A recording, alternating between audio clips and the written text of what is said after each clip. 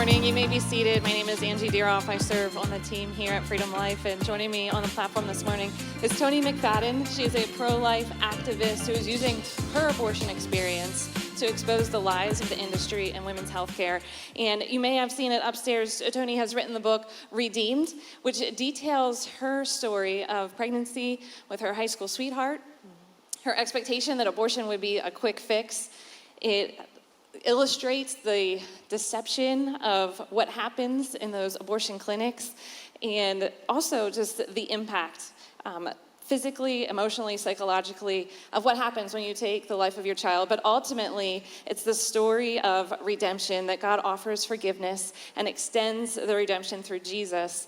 And Toni experienced that. It led her to be able to share her mistake with her parents and restore her relationship with her boyfriend, who's now her husband. Mm-hmm. They share 4 additional children together. And so I encourage you to pick up this book. But in the amount of time that we have with Toni this morning, I'm just asking her to share with us the deception of the abortion industry and her experience from that, so that we can get a better picture of what really happens behind those doors. Yes.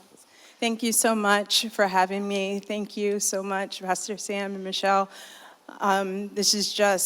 It's an honor, although I'm speaking from a place that I wish I didn't have to speak from. But this is what God has called me to do. He has equipped me for this. And the deception is real. There is no freedom in taking the life of your own. As a woman, that changes you, because God did not give us wombs in order to destroy life. He has given women, and only women, wombs to bring life into this world, and that is a gift. The deception started from the very beginning.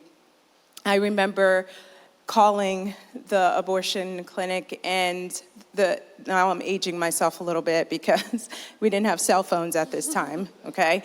But I remember the first deception was, they said, before they hung up the phone with me, they said, we're gonna give you a new name. We're gonna give you a new name because when we call your house to remind you of your appointment and your parents answer the phone, we'll say this name so that you know that it's us calling. The last thing they want is for parents to be involved. So talk about the family unit, as Danny was talking about. If your parents are involved, they could change that course of action as well. And now that my parents know of this, they said they would have never wanted me to have an abortion. Would they have been disappointed in the situation? Yes, but they would have never have guided me that way.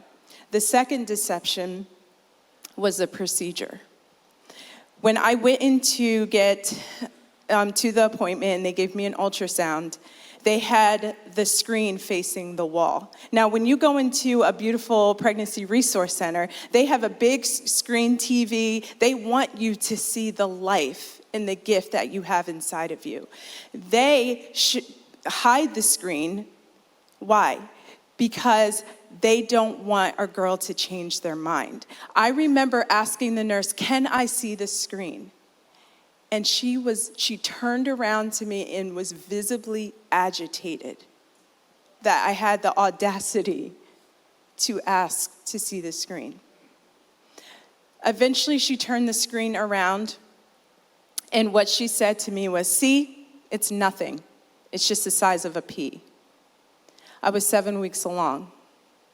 We know that at the moment of conception, that my child had its own unique DNA that will never, ever be created again. That is the blueprint for a child's entire life. How tall they're gonna be, what their eye color is gonna be, what their skin tone is going to be. And because she did not value the life of my child, she said it's nothing, it's just the size of a pea. Now, as a teenager, I'm looking to medical professionals to tell me what's true. And the other part of that, I was given the chemical abortion pills, which now, then it was 1999 and wasn't even FDA approved, which that's a whole other issue we could talk about. But they were already giving those out.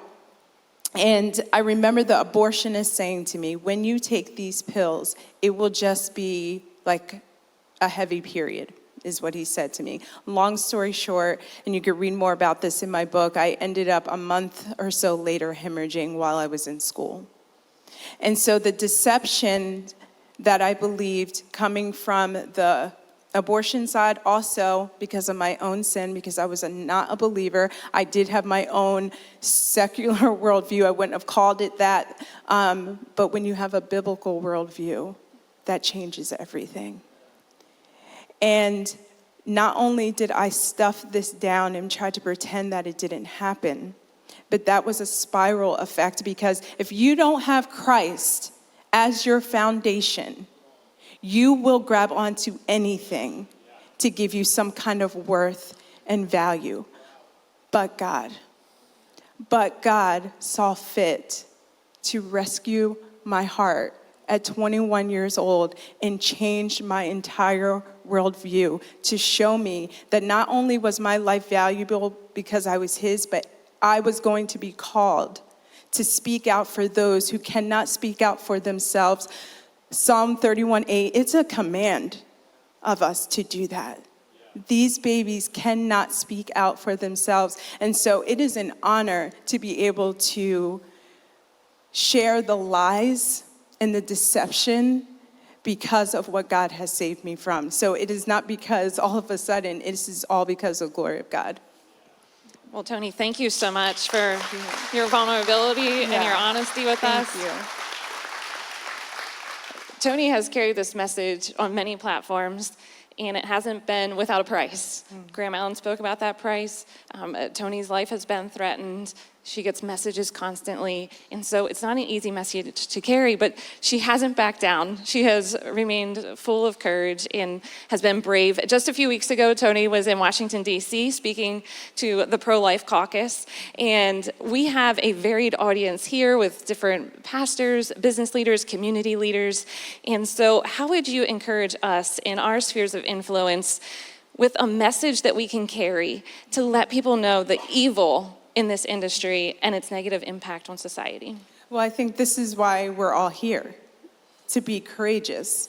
And I think what Rob said in his video, look at your own life and see, where can I be more courageous? If I'm not at the pulpit speaking about defending these little ones, and not just defending these little ones, but loving the mother too, because she needs to know she's valuable in this process as well. And encouraging these fathers that you need to step up and be a man in this moment, because the father role is so important. If more men stood up and supported the girl, she would most likely keep her child as well. Your voice, men in this room, matter. When my boyfriend, who I had the abortion with, came back almost 10 years later and sat across from me and said, I left that relationship because I didn't want to have to face the fact that we ended the life of our child, but then asked me for forgiveness, that was the most manliest thing he could have done. And so I think it's taking an honest look and saying the church has to be the answer to this. Don't wait until January, Sanctity of Human Life Sunday, to talk about the sanctity of human life. This, as Sarah said, this is not a political issue. This is first a spiritual issue. It is a human rights issue. And if we don't get this right, everything else isn't going to fall into place. And so I love what this church is doing. You show up. And it's because of the leadership that you have. I've seen you show up at the marches. I see you showing up doing the sidewalk counseling. It's being an example, not just talking about it. I can make videos all the time on social media, that's great. But if I'm not in the actual fight, does it even matter what I'm actually doing? And so I believe Bethany read this verse as well, but I'm going to take a couple of verses above when it comes to encouragement and not letting fear dictate what you do or don't do. 1 Peter 3:13-15. Who is going to harm you if you are eager to do good? But even if you should suffer for what is right, you are blessed. Do not fear their threats. Do not be frightened, but in your hearts revere Christ as Lord. Always be prepared to give an answer to everyone who asks you to give the reason for the hope that you have. But do this with gentleness and respect. And the main thing I want to say is, we're the ones carrying the hope that the world needs. Like, what a privilege, what an honor that we are carrying around this hope. How dare we keep that to ourselves when we can set others free? And I wish I would have had harsh truth said to me the day that I was considering going into, or when I went into the abortion clinic. I wish there were sidewalk advocates out there telling me the truth during that day. So I love when I see that, because if I could go back, I would give my child life in a heartbeat, even considering the circumstances that I was in. So be bold in that, definitely. Can we just take a moment and honor Toni for sharing with us today?